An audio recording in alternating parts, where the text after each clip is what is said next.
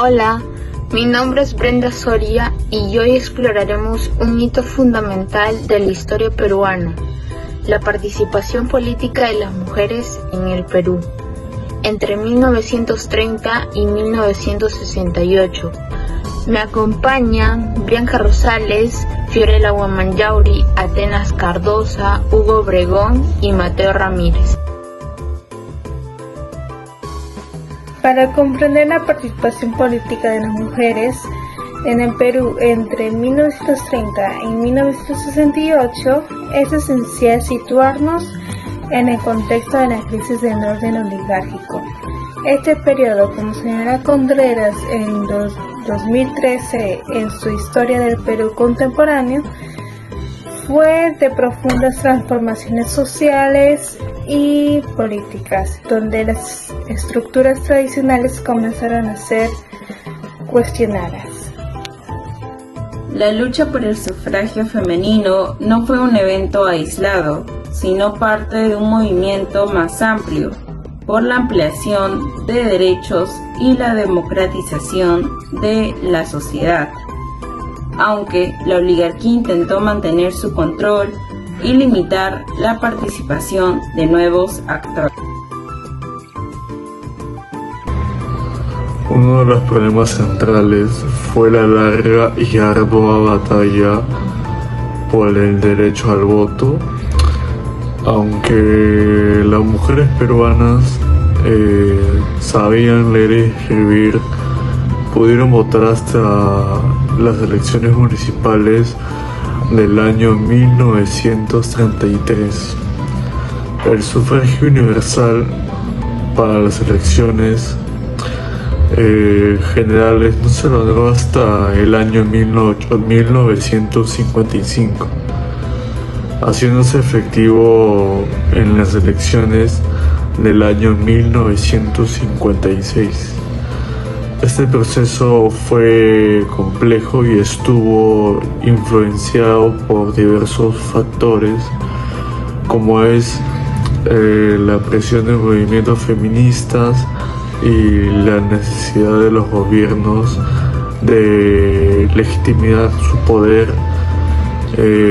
Según el estudio de Paulsen, en el año 2016, la concesión del voto femenino en 1955 no fue un acto de benevolencia, sino el resultado de décadas de activismo y confluencia de intereses políticos que vieron en el voto femenino una oportunidad para reconfigurar el panorama electoral. Ahora, recapitulando, nos basamos en dos lecturas y una revista web. En primer lugar está la obra de Contreras, que nos permitió comprender el contexto histórico. Allí se explica cómo el Perú pasó de una república limitada, con fuertes exclusiones sociales, hacia un país que poco a poco fue ampliando derechos, y como en ese proceso las mujeres tuvieron que luchar para ser reconocidas como ciudadanas con plenos derechos políticos. En segundo lugar está el libro del estudio Paulsen, que fue fundamental ya que se centra específicamente en la ciudadanía femenina en el Perú. En esta lectura se analizan las luchas por conseguir el derecho al voto, que finalmente se logró en 1955 durante el gobierno de Odría. Además, se explica cómo, aunque el sufragio fue un gran avance, las mujeres todavía enfrentaban limitaciones sociales y culturales que restringían su participación real en la política.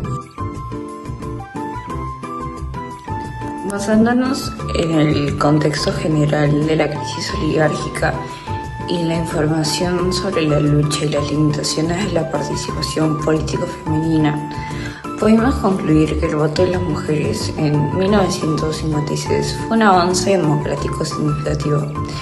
Aunque su impacto en la representación política fue gradual, este tema sigue siendo relevante hoy.